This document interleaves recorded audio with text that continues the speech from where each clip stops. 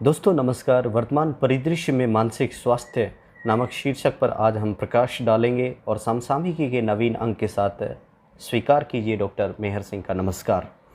दोस्तों हम सभी जानते हैं कि वर्तमान में इस भागदौड़ भरी जिंदगी और इस आपाधापी के दौर में मनुष्य अपना शारीरिक और मानसिक संतुलन खोता जा रहा है। हम सभी जानते हैं कि कुछ समय पूर्व बॉलीवुड के लोकप्रिय एक्टर सुशांत सिंह राजपूत ने अपने मुंबई स्थित घर में सुसाइड कर लिया था। उस आत्महत्या के कारण तो स्पष्ट नहीं थे, परंतु उन परिस्थितियों की खोज आज भी जारी है जिन्होंने एस राजपूत को मानसिक तौर पर विवश कर आत्महत्या करने को मजबूर किया। यह समय कोरोना एपिडेमिक या महामारी का था, जब दुनिया के कई लोग अवसादग्रस्त हो रहे थे। ऐसे में मानसिक स्वास्थ्य पर चर्चा करना लाजमी हो जाता है, जिसके वशीभूत होकर इंसान आत्महत्या करने तक की गलत जिम्मेदारी या गलत कदम उठा लेता है। मानसिक स्वास्थ्य पर चर्चा करने से पहले हम जानेंगे कि मानसिक स्वास्थ्य होता क्या है, कौन कौन से कारक हैं जो हमारे इस मेंटल हेल्थ को प्रभावित करते हैं। साथ ही साथ हम WHO के जो दिशा निर्देश हैं और उससे संबंधित नीतियां और योजनाएं, इन सभी पर इस करंट अफेयर्स में चर्चा करने वाले हैं। दोस्तों मेंटल हेल्थ होता क्या है?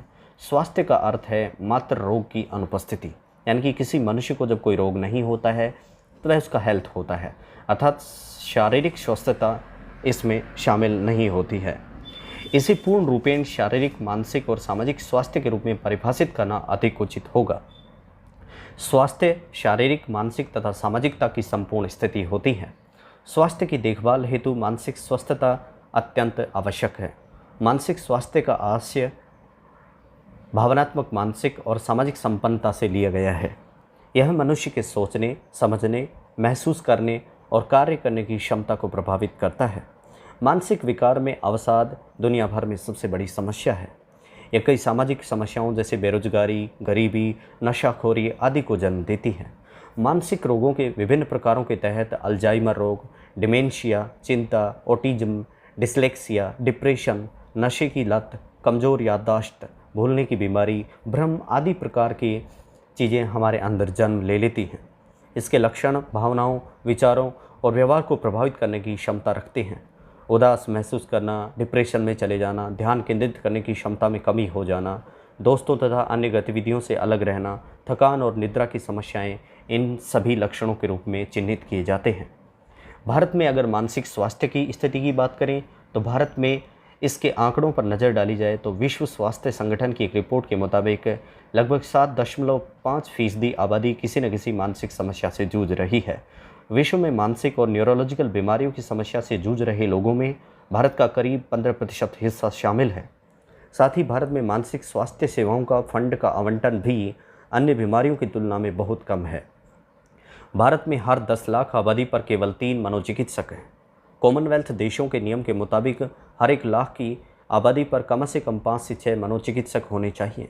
WHO के अनुमान के अनुसार वर्ष 2020 तक भारत की लगभग 20% आबादी मानसिक रोगों से पीड़ित हो जाएगी।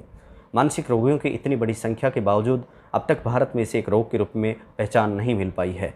इसे यहाँ आज भी काल्पनिक माना जाता है और मानसिक स्वास्थ्य की उपेक्षा की जाती है। लेकिन सच्चाई यह है कि शारीरिक रोगों की तरह मानसिक रोग भी हमारे स्वास्थ्य पर प्रतिकूल प्रभाव डाल सकते हैं। विश्व स्वास्थ्य संगठन के अनुसार वर्ष 2020 तक दुनिया भर में अवसाद दूसरी सबसे बड़ी समस्या होगी। आंकड़ों के अनुसार भारत में 15 से 29 वर्ष की आयु वर्ग के लोगों की मृत्यु का सबसे बड़ा कारण आत्महत्या ही माना गया है। वर्ष 2011 की जनगणना के आंकड़ों के अनुसार भारत में तकरीबन 1.5 मिलियन लोगों में बौद्धिक असक्षमता और तकरीबन 7,22,826 लोगों में मनोसामाजिक विकलांगता मौजूद है। इसके बावजूद भारत में मानसिक स्वास्थ्य पर किया जाने वाला व्यय कुल सरकारी स्वास्थ्य व्यय का मात्र 1.3% है। दोस्तों वैश्विक स्तर पर मानसिक स्वास्थ्य की अगर बात करें तो WHO के अनुसार 450 मिलियन लोग वैश्विक स्तर पर मानसिक विकारों से पीड़ित हैं। मानसिक स्वास्थ्य समस्याओं से पीड़ित 10 से 19 वर्ष की उम्र के व्यक्तियों की वैश्विक रोग भार में 16% की हिस्सेदारी तय की गई है। विश्व मानसिक स्वास्थ्य दिवस विश्व में मानसिक स्वास्थ्य के मुद्दों के बारे में जागरूकता बढ़ाने और मानसिक स्वास्थ्य के सहयोगात्मक प्रयासों को संगठित करने के उद्देश्य से प्रतिवर्ष 10 अक्टूबर को मनाया जाता है। मानसिक स्वास्थ्य को दोस्तों ऐसे कौन से कारक हैं जो बड़े पैमाने पर प्रभावित करते हैं, जिससे कि हमारे समाज और परिवार में इनकी अहम भूमिका होती है और ये उनके लिए उत्तरदायी परिस्थितियों का निर्माण करते हैं। तो ऐसे प्रमुख एलिमेंट्स या जो कारक हैं वो हैं आनुवंशिकता, गर्भावस्था संबंधी पहलू, मस्तिष्क में रासायनिक असंतुलन का होना, मनोवैज्ञानिक कारणों का जन्म लेना, पारिवारिक विवाद की स्थिति होना, मानसिक आघात या सामाजिक कारणों का होना। मानसिक स्वास्थ्य संवर्धन में सहयोग हेतु कुछ राष्ट्रीय गतिविधियां भारत सरकार के द्वारा की गई हैं, जिनमें भारत सरकार के द्वारा राष्ट्रीय स्तर पर राष्ट्रीय मानसिक स्वास्थ्य कार्यक्रम बनाया गया है।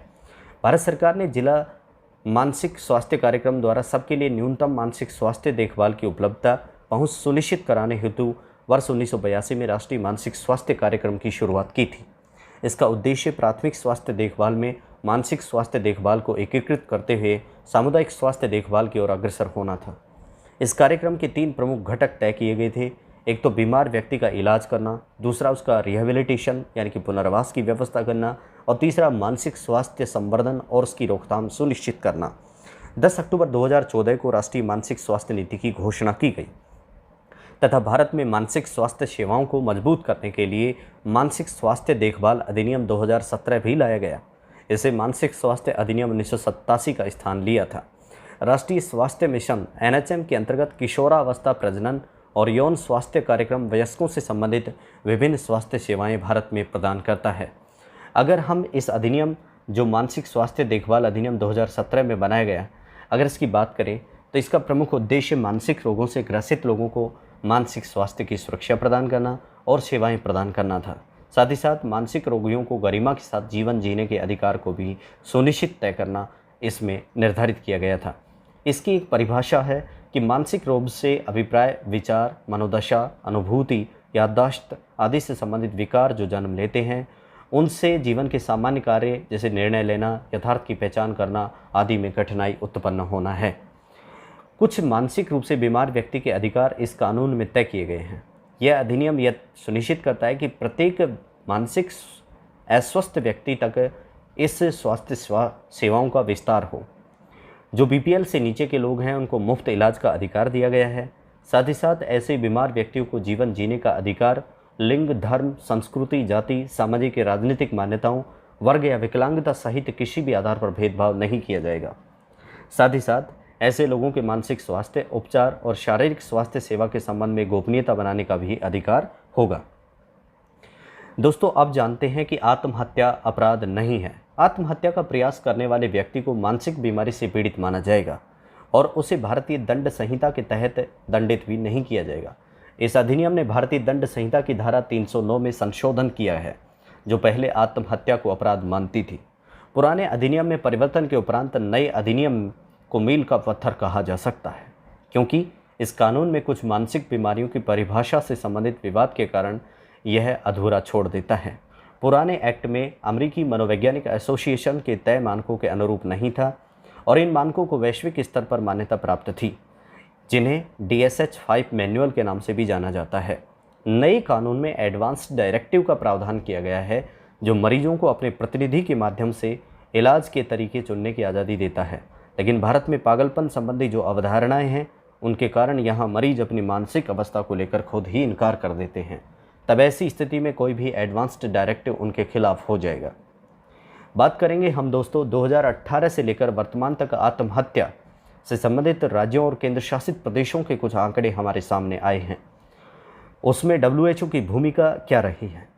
WHO ने मानसिक स्वास्थ्य को मजबूत और उसे बढ़ावा देने की दिशा में विभिन्न देशों की सरकारों को समर्थन और सहयोग प्रदान किया है। WHO द्वारा मानसिक स्वास्थ्य संवर्धन की दिशा में मानसिक स्वास्थ्य संबंधी कई साक्ष्यों का मूल्यांकन भी किया है। WHO ने इस संबंध में विभिन्न रणनीतियों को लेकर एकीकरण की दिशा में प्रयास भी किए हैं। सन 2013 में वर्ल्ड हेल्थ असेंबली ने 2013 से लेकर वर्तमान सत्र 2020 तक के लिए व्यापक मानसिक स्वास्थ्य कार्य योजना को मंजूरी दी थी। इस योजना द्वारा WHO के सभी स्वास्थ्य सदस्य देशों ने मानसिक स्वास्थ्य में सुधार लाने के लिए और अन्य देशों के साथ मिलजुल कर वैश्विक लक्ष्यों की प्राप्ति हेतु प्रतिबद्धता भी दर्शाई थी। इस कार्य योजना का मुख्य लक्ष्य मानसिक कल्याण को बढ़ावा देना, मानसिक विकारों को रोकना, देखभाल प्रदान करना, रिकवरी में वृद्धि करना, मानसिक अधिकारों और मानव अधिकारों को सुरक्षित करना, मानसिक विकारों वाले व्यक्तियों के संबंध में मृत्यु दर, रुग्णता और विकलांगता में कमी लाना है। यह मुख्यतः 4 उद्देश्यों पर केंद्रित है। मानसिक स्वास्थ्य हेतु प्रभावी नेतृत्व और शासन को मजबूत करना, समुदाय आधारित व्यवस्थाओं में व्यापक, एकीकृत और उत्तरदायी मानसिक स्वास्थ्य एवं सामाजिक देखभाल सेवाएं प्रदान करना। वहीं मानसिक स्वास्थ्य के संवर्धन और मानसिक विकारों की रोकथाम हेतु भी रणनीतियों को लागू करना इसका अहम हिस्सा है। कोविड-19 के दौरान मानसिक स्वास्थ्य संबंधी आवश्यक कदम उठाना भी इसके 4 लक्ष्यों में केंद्रित है। पहली नज़र में अगर देखा जाए तो कोविड-19 एक शारीरिक स्वास्थ्य संकट के रूप में प्रतीत होता है, परंतु अगर सही कदम नहीं उठाए गए, अभी तक सरकारों ने बड़े अच्छे पैमाने पर प्रयास किए हैं, लेकिन इससे रिकवरी प्राप्त करने या मुकाबला करने की प्रत्येक देश की जिम्मेदारी बनती है। मानसिक स्वास्थ्य के संबंध में कोविड-19 को लेकर 3 प्रमुख विचारों पर हमारे यहाँ पर विचार किया गया है। पहला, इसके हेतु संवर्धन, संरक्षण व देखभाल हेतु एक सामाजिक दृष्टिकोण को अपनाने की जरूरत। दूसरा, मानसिक स्वास्थ्य और मनोवैज्ञानिक सहयोग की उपलब्धता भी सुनिश्चित करना। साथ ही साथ कोविड-19 से रिकवरी के लिए सहयोग प्रदान करना इसका प्रमुख लक्ष्य है। कोविड-19 के मानसिक स्वास्थ्य संबंधी दुष्प्रभाव से व्यक्तियों व समाज को बेहतर सुरक्षा प्रदान करने हेतु जरूरी है कि उपर्युक्त सिफारिशों पर तुरंत कार्रवाई की जाए और उन्हें अमल में लाया जाए। वैश्विक महामारी कोविड-19 के दौर में देश में मानसिक स्वास्थ्य से संबंधित समस्याओं में लगातार वृद्धि देखी गई है।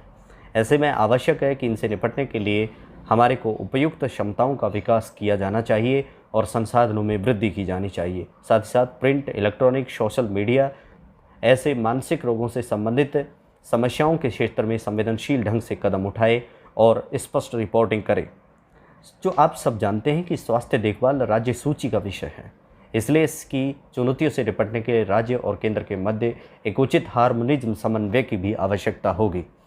तो दोस्तों, कुल मिलाकर ये कहा जा सकता है कि वर्तमान में राष्ट्रीय मानसिक स्वास्थ्य कार्यक्रम और राष्ट्रीय मानसिक स्वास्थ्य अधिनियम 2017 की विभिन्न गाइडलाइंस को फॉलो करते हुए हमारी संघ सरकार और राज्य सरकारों को मिलकर के कोलैबोरेशन के तहत एक सही सामंजस्य और तालमेल के साथ इस दिशा में आगे कदम बढ़ाने चाहिए, ताकि मानसिक रोगों के प्रति सर्वाधिक संवेदनशील तबके के लिए एक निश्चित व्यवस्था की जा सके और ऐसे विभिन्न प्रकार के आने वाले संकट भरे कदमों से निपटा जा सके।